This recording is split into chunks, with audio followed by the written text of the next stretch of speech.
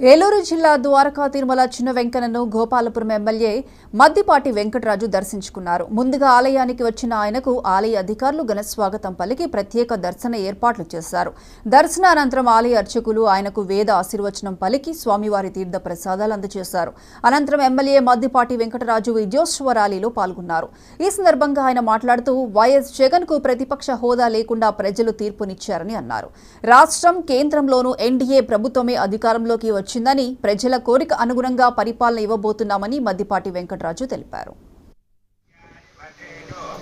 మొన్న వచ్చిన ఎన్నికల ఫలితాలు ఈ రాష్ట్ర ప్రజల యొక్క మనోభావాలను తెలియజేస్తూనే ప్రజలు ఒక నిర్ణయాన్ని తీర్పునిచ్చారు. జగన్మోహన్ రెడ్డి గారు మీకు ప్రతిపక్ష హోదా కూడా ఉండదు అని చెప్పటమే కాకుండా మీరు ప్రతిపక్షానికే కాదు అసలు రాజకీయాలకే మీరు పనికిరని చెప్పి కేవలం 11 సీట్లు ఇచ్చి వారి యొక్క నిర్ణయాన్ని తెలియజేశారు.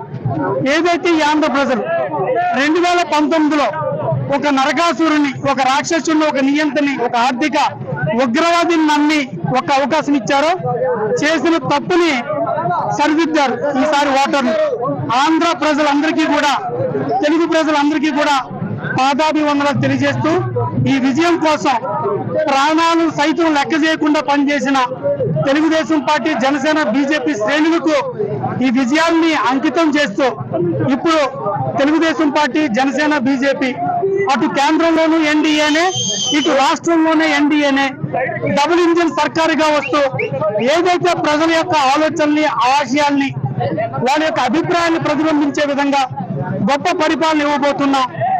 రేపు ప్రమాణ స్వీకారం అయిన తర్వాత నుంచి ప్రభుత్వం చేపట్టినప్పటి నుంచి కూడా ప్రజా సంక్షేమంతో కూడిన అభివృద్ధి, ప్రక్షాళనతో కూడిన పాలన, పారదర్శక పాలన, పేదవాడికి సామాన్యుడికి అందుబాటులో ఉండే ఒక సరికొత్త పాలన తీసుకురాబోతున్నాం.